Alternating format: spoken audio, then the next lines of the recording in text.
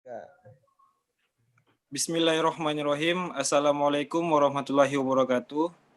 Pada kesempatan ini kami ingin menjelaskan bagaimana agama menjamin kebahagiaan.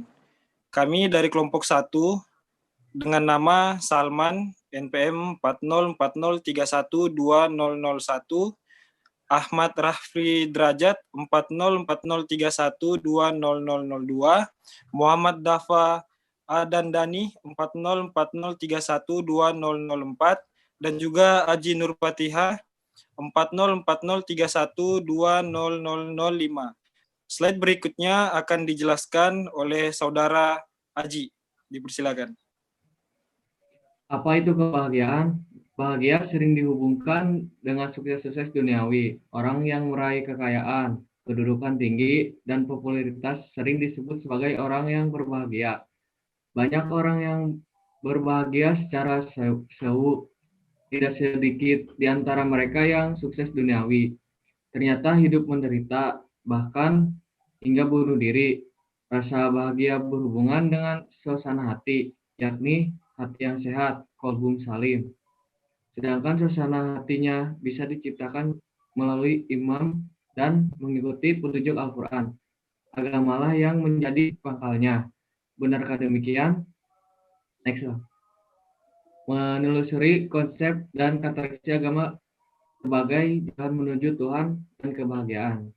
Menurut Al-Alusi, kebahagiaan adalah perasaan senang dan gembira karena bisa mencapai keinginan atau cita-cita yang dituju dan diimpikan. Pendapat lain menyatakan bahwa bahagia atau kebahagiaan adalah tetap dalam kebaikan atau masuk ke dalam kesenangan dan kesuksesan. Next. Dalam kitab Mizanul Amal Al-Ghazali menyebutkan bahwa syahadah bahagia terbagi menjadi dua, yaitu bahagia hakiki, yaitu kebahagiaan ukhrawi yang akan diperoleh dengan modal iman, ilmu, dan amal.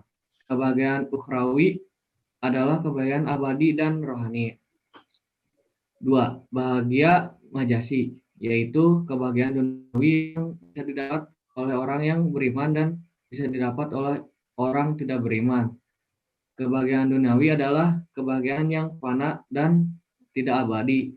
Ada yang melekat pada dirinya dan ada yang melekat pada manfaatnya. Di antara kebahagiaan duniawi ialah memiliki harta, keluarga, kedudukan, torofat, dan keluarga yang mulai.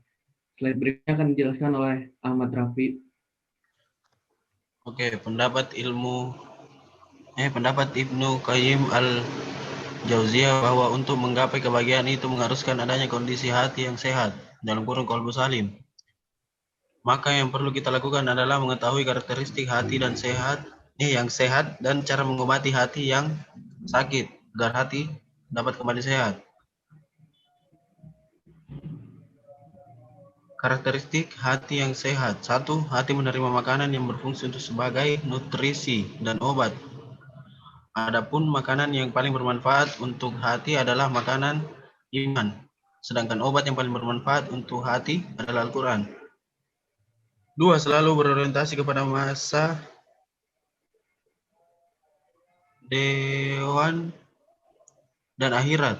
Selalu mendorong pemiliknya untuk kembali kepada Allah Subhanahu wa taala. 4. Tidak pernah lupa dari mengingat Allah, dalam kurung berzikir kepada Allah Subhanahu wa taala.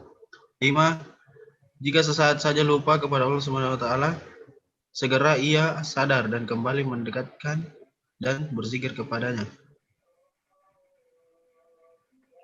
Dalam kitab Tahib Al-Qulub, faktor-faktor yang menyebabkan hati manusia menjadi sakit ialah 1. Banyak bergaul dengan orang-orang yang tidak baik.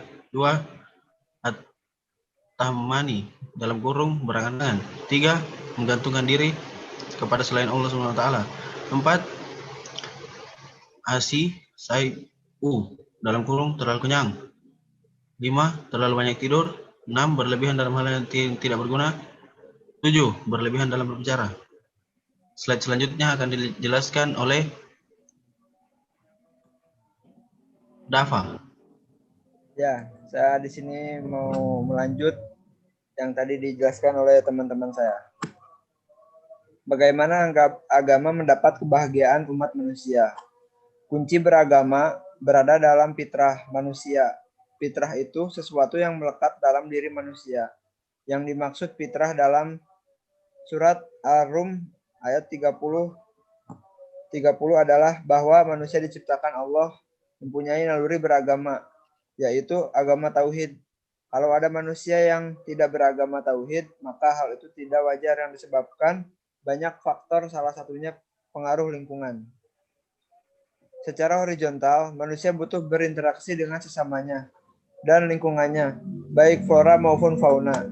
Secara vertikal, manusia lebih butuh berinteraksi dengan zat yang menjadi sebab dirinya, zat yang hakiki, yaitu Allah Sang Pencipta.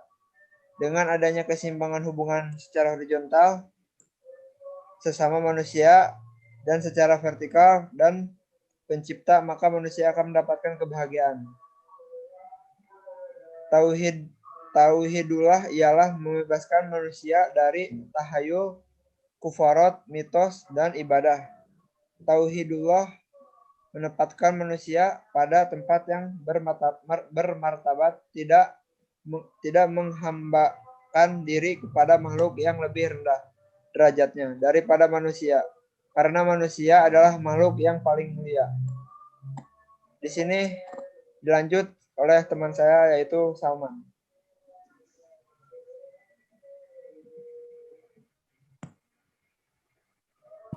Baiklah, saya akan melanjutkan penjelasan dari teman-teman saya. Setiap orang harus bersikap hati-hati bahwa tauhidullah yang merupakan satu-satunya jalan menuju kebahagiaan itu, menurut Said Hawa, dapat rusak dengan hal-hal sebagai berikut. Yang pertama, sifat al-kibr, yaitu sombong, sifat al-zum, dan sifat al-kibs, kebohongan. Yang ketiga, sikap al-ifsad, melakukan perusakan. Dan yang keempat, sikap al-ghaflah, yaitu lupa. Yang kelima, al-ijram, yaitu berbuat dosa. Dan yang keenam, sikap ragu menerima kebenaran. Tujuan hidup manusia adalah sejahtera di dunia dan bahagia di akhirat. Untuk menggapai kebahagiaan, termaksud mustahil tanpa landasan agama, sebab kebahagiaan hakiki itu milik Allah. Maka ikutilah cara-cara yang telah ditetapkan Allah dalam agamanya. Sekian dari kami, itu saja penjelasan yang bisa kami sampaikan. Kurang dan lebihnya kami mohon maaf. Semoga ini bisa dijadikan pelajaran bagi kita semuanya sebagai umat muslim dan bisa dijadikan pegangan serta pedoman bagi kita semua. Sekian dari kami, mohon maaf. Wassalamualaikum warahmatullahi wabarakatuh.